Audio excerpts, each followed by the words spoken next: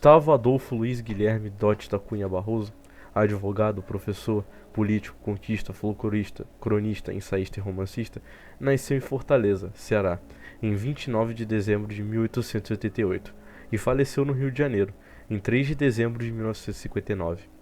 Eleito em 8 de março de 1923 para a cadeira número 19, na sucessão de Dom Silvério Gomes Pimenta. Foi recebido em 7 de maio de 1923 pelo acadêmico Roberto Faria, na Academia Brasileira de Letras. Filho de Antônio Filinto Barroso e de Ana Dodge Barroso. Fez estudos nos externatos São José, Paternon Cearense e Liceu do Ceará. Cursou a Faculdade Livre de Direito do Ceará, bacharelando-se em 1911 pela Faculdade de Direito do Rio de Janeiro.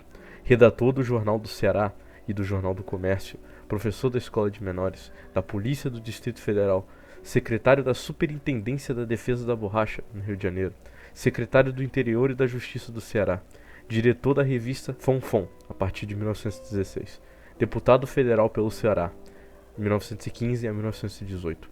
Secretário da Delegação Brasileira à Conferência da Paz da Venezuela, inspetor escolar do Distrito Federal, diretor do Museu Histórico Nacional, a partir de 1922. Secretário-geral da Junta de Jurisconsultos Americanos, representou o Brasil em várias missões diplomáticas, entre as quais a Comissão Internacional de Monumentos Históricos, criada pelas Ligas das Nações, e a Exposição Comemorativa dos Centenários de Portugal. Participou do movimento integralista, sendo este um grande doutrinador e uma das principais figuras do Sigma. Estreou na literatura, aos 23 anos, usando o pseudônimo de João do Norte, com o livro Terra de Sol, ensaio sobre a natureza e os costumes do sertão cearense. Além dos livros publicados, sua obra ficou dispersa em jornais e revistas de Fortaleza e do Rio de Janeiro, para os quais escreveu artigos, crônicas e contos, além de desenhos e caricaturas.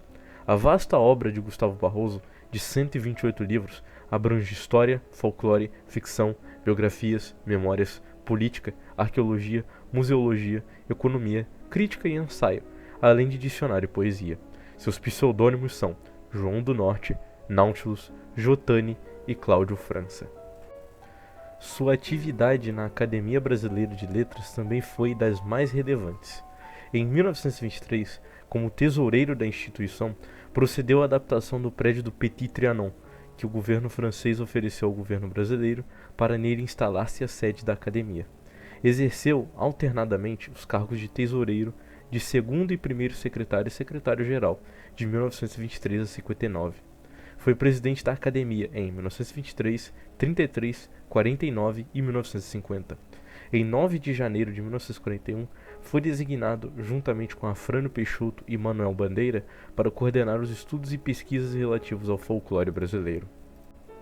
Era membro da Academia Portuguesa de História, da Academia das Ciências de Lisboa, da Royal Society of Literature de Londres, da Academia de Belas Artes de Portugal, da Sociedade dos Arqueólogos de Lisboa, do Instituto de Coimbra, da Sociedade Numismática da Bélgica, do Instituto Histórico e Geográfico Brasileiro e de vários estados, e da Sociedade de Geografia de Lisboa, do Rio de Janeiro e de Lima.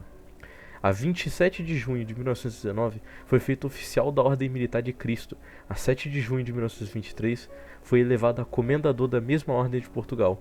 A 5 de fevereiro de 1941, foi agraciado com a Gran Cruz da Ordem da Instrução Pública. E a 22 de maio de 1950, foi agraciado com a Gran Cruz da Ordem Militar de Santiago da Espada de Portugal. Em seu livro, publicado em 6 volumes a partir de 1937, História Secreta do Brasil, são narrados episódios como a participação por parte dos judeus em rituais de sacrifício no sertão baiano do século XIX, até a sociedade secreta da Faculdade de Direito da Universidade de São Paulo, chamada A Bucha. Profundamente nacionalista, ele defendeu a integridade do Brasil contra a dominação estrangeira e de grupos de banqueiros internacionais. Gustavo Barroso e o integralismo. Em outubro de 1932, Plínio Salgado fundou o integralismo. Nos meses subsequentes, centenas de núcleos integralistas surgiram por todo o país. Em fins de 1932, Ovidio Gouveia da Cunha, um jovem estudante de sociologia, ouvindo falar em integralismo, dirige-se a São Paulo, e lá encontra-se com Plínio Salgado e Miguel Reale, dividindo a mesma mesa numa modesta sala na Avenida Brigadeiro Luiz Antônio, número 12, a primeira sede nacional da AIB. O próprio Plínio Salgado fornece-lhe alguns exemplares do Manifesto de Outubro. Voltando ao Rio, Ovidio da Cunha, que aderiram ao Sigma, encontra-se com Gustavo Barroso e lhe entrega-lhe um dos manifestos que recebera das mãos do chefe nacional. Esse foi o primeiro contato do famoso autor de Terra do Sol com a doutrina integralista. Prosseguindo em sua tarefa revolucionária, Plínio Salgado vem ao Rio, em 1933, e pronuncia uma série de conferências doutrinárias no Salão da Associação dos Empregados, no Comércio do Rio de Janeiro. Ao final de uma delas, em que demonstrava como a filosofia integralista conciliava o livre-arbítrio, o determinismo e o providencialismo, um homem dirige-se a Plínio Salgado e pede simplesmente um distintivo. O chefe retirou o que usava na lapela e presenteou o desconhecido. Tratava-se de Gustavo Barroso, e esse foi o segundo e decisivo contato com o integralismo. Gustavo Barroso não é apenas conhecido por seus feitos intelectuais na cultura, na educação e na diplomacia, mas também por grandes polêmicas na questão política nacional. Aliás, Barroso era um homem polêmico, desde a época em que cursava Direito em Fortaleza, e mais ainda no tempo em que exerceu, no Rio de Janeiro, o cargo de deputado federal pelo Ceará. Mas as polêmicas de sua época de deputado seriam fichinhas se comparadas com as do porvir. Ao ingressar na recém-fundada Ação Integralista Brasileira, no ano de 33, tudo mudaria. Suas críticas ao comunismo, ao liberalismo, à maçonaria e ao sionismo lhe tornariam conhecido como o intelectual mais antissemita, entre aspas, brasileiro, tendo suas obras perseguidas antes e depois de sua morte. Gustavo Barroso era antissemita no sentido racial da expressão, ou sustentava algum racismo? Obviamente que não. Com efeito, Barroso, em seu livro Judaísmo, Maçonaria e Comunismo, de 1937, deixou claro, logo do início do primeiro capítulo, que sempre que se trata da questão judaica, os ignorantes e os de má fé vêm com a eterna história de raça, argumentam com isso e acabam se reportando ao racismo alemão, que interpretam ao seu bel prazer. Mais à frente, disse Barroso, entre nós, o antissemitismo não pode provir de um sentimento racista, porque o brasileiro é eminentemente contrário a qualquer racismo, porém desse sentido antirracista. Ainda no livro citado, Barroso reafirmou o que observara antes, mas dessa vez aproveitando para criticar o Führer. Na nossa opinião, Hitler comete um erro na sua campanha antijudaica. Ele combate os judeus em nome do racismo ariano. Ora, sendo o judeu o maior de todos os racistas, não é possível combatê-lo com outro racismo e sim com o antirracismo. O que se deve combater é justamente o racismo judaico, em nome dos princípios cristãos que pregam a igualdade de todos os entes humanos. É que combatemos o povo que se declara eleito e superior. Em um de seus mais notórios livros sobre a questão da infiltração dos bancos internacionais e de agentes maçons e sionistas em solo brasileiro, chamado Brasil, Colônia de Banqueiros, Barroso afirma que não defende um antijudaísmo de cunho racial, mas sim de caráter político e econômico. Isto pode ser dito por nós, biógrafos do integralismo, mas ninguém pode tratar tão bem desse tema quanto algumas das próprias palavras do autor de O Integralismo e o Mundo. Muitos acadêmicos e pseudo-historiadores, nos quais a falta de conhecimento se soma ao puro mau caratismo, tentam propositalmente deturpar o pensamento de Gustavo Barroso. Devemos nos lembrar de que aquela era a década de 30, e termos e expressões como judeu, judaísmo internacional, antijudaísmo, campanha antijudaica e antissemitismo nem sempre tinham conotação racista e eram muito mais empregados do que termos e expressões mais apropriadas, como sionista, sionismo internacional ou antisionismo. Estes últimos termos e expressões já existiam, porém não eram empregados com frequência, e o emprego dos primeiros termos e expressões acaba causando confusões entre curiosos do integralismo e entre os chamados acadêmicos, que acusam Barroso e até o integralismo de antissemitas, no sentido racial do vocábulo. Tomando, contudo, o termo antissemita em seu sentido racial, podemos dizer que nem Gustavo Barroso nem a doutrina integralista poderiam ser antissemitas, já que nós, camisas verdes, por dever moral, combatemos os preconceitos de raça, de modo que não poderíamos sustentar o antissemitismo. Isto posto, vale fazer aqui uma distinção entre antissemitismo e antisionismo, entendimento que nos leva à conclusão de que Barroso não era na verdade antissemita, mas sim antisionista, Com efeito, o antissemitismo é o ódio e a aversão a todos os de origem semita, um autêntico preconceito racial a todos os semitas, incluindo entre estes não só os judeus, mas também os árabes. Já o antisionismo é o combate à influência de métodos sórdidos na política e economia, em benefício de uma ideologia messiânica, materialista, que tem entre os seus agentes não apenas judeus que consideram a sua entidade de povo como Messias esperado, como muitos outros que, por puro interesse oportunista, apoiam as estruturas a serviço dessa ideologia imperialista, fomentando ideias subversivas e movimentos ditos progressistas. Diante do exposto, posso afirmar com plena segurança que Gustavo Barroso e os integralistas não trataram o judeu por sua origem semita e religiosa, mas sim aqueles que fizeram ou fazem adesão do sionismo, que afronta a dignidade da concepção universal da dignidade humana, e é verdadeiramente racista. O integralismo, aliás, em suas fileiras, sempre aceitou todos os autênticos patriotas e nacionalistas brasileiros de origens judaicas e professos da religião judaica. Portanto, o integralismo e os integralistas são antisionistas, não antissemitas. Outro grande erro que alguns acadêmicos cometem, às vezes propositalmente por puro canalismo, está na afirmação de que não só Barroso, mas o próprio integralismo defendem preconceitos regionais ou étnicos contra pardos e índios. Alguns deles, aliás, chegam ao desplante de afirmar que o integralismo defende a superioridade racial dos brancos. Isso, em verdade, só prova o descaramento e o medo que certos acadêmicos e pseudo-historiadores vendidos a ideias apátridas e amorais têm de ver o integralismo crescer como no passado e quebrar essa política corrupta e fajuta, tanto de esquerda como de direita, que temos tido nos últimos tempos. No livro Judaísmo, Maçonaria e Comunismo, o doutrinador integralista Gustavo Barroso assim afirma: um brasileiro profundamente brasileiro e ao mesmo tempo descendente de raças as mais diversas, só por um contrassenso seria racista. Isso por si só deve calar a boca dos hipócritas e esclarecer a verdade aos curiosos e àqueles que querem adquirir o verdadeiro conhecimento sobre o integralismo e esse grande brasileiro. Gustavo Barroso também não era nazista. O autor de Terra do Sol nunca foi nacionalsocialista. O fato dele tecer alguns elogios a Hitler e aos nacionalsocialistas não o torna um deles. A propósito, vejamos mais uma vez o tempo em que ele se encontrava. Era a década de 30.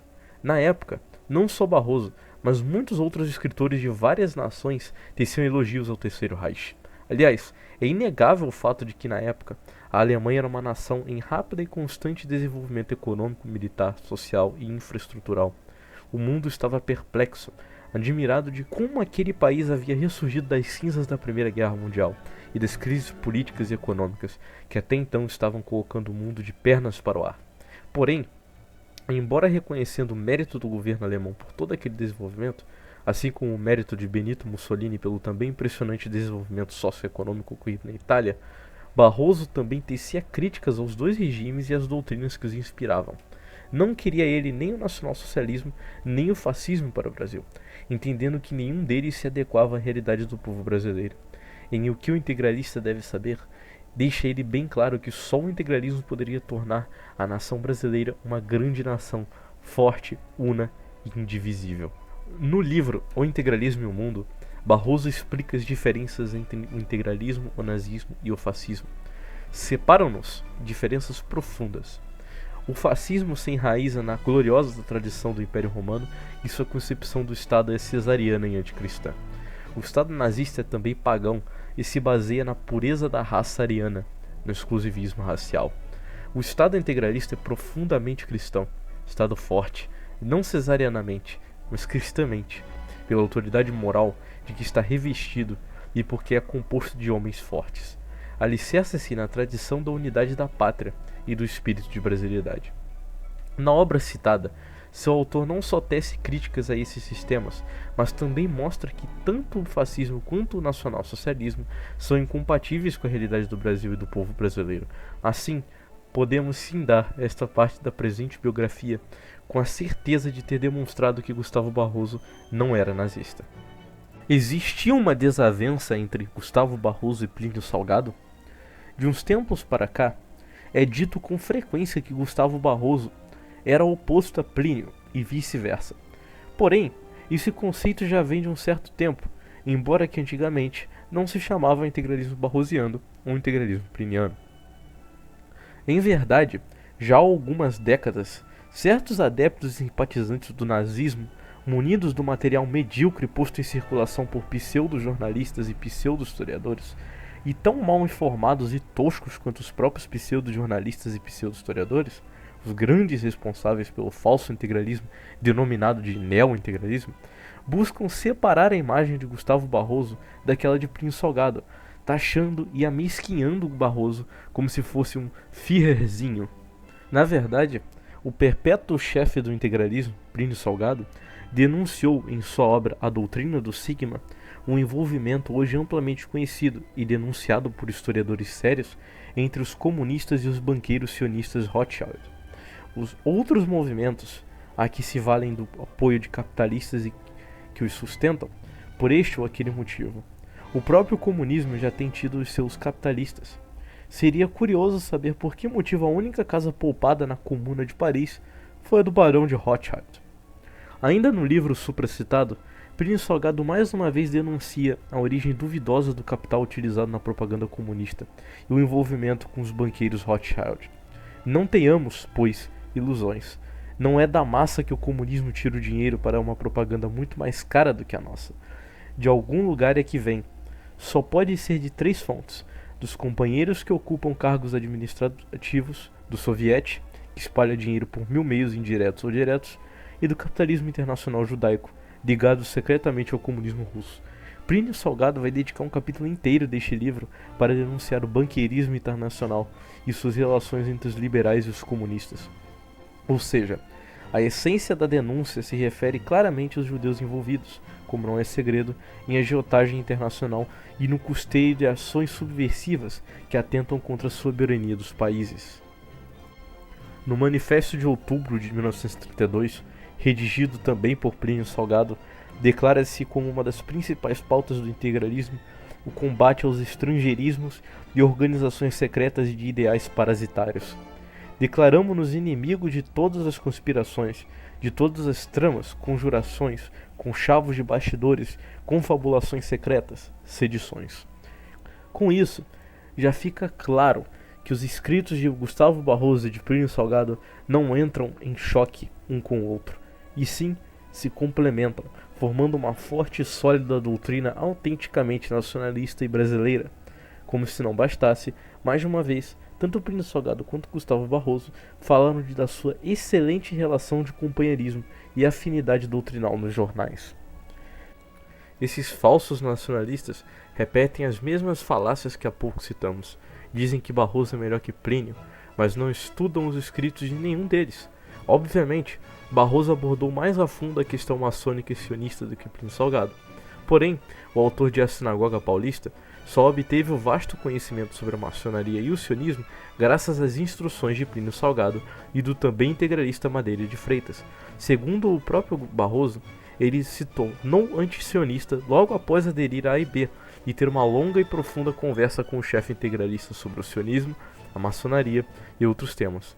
Até então, Barroso não tinha conhecimentos aprofundados sobre os temas em discussão. Após Plínio Salgado ser escolhido pelas Cortes do Sigma como candidato da Ação Integralista Brasileira à presidência da República em 1937, o secretário nacional de Educação Moral, Cívica e Física da AIB, Gustavo Barroso, proferiu um inflamado discurso no qual declarou: "Reparai a grande diferença que existe entre o chefe nacional e os chefes dos outros movimentos. Não são iguais, mas paralelos. Todos esses movimentos tiveram seus precursores e os seus idealizadores. No Brasil, não há precursores.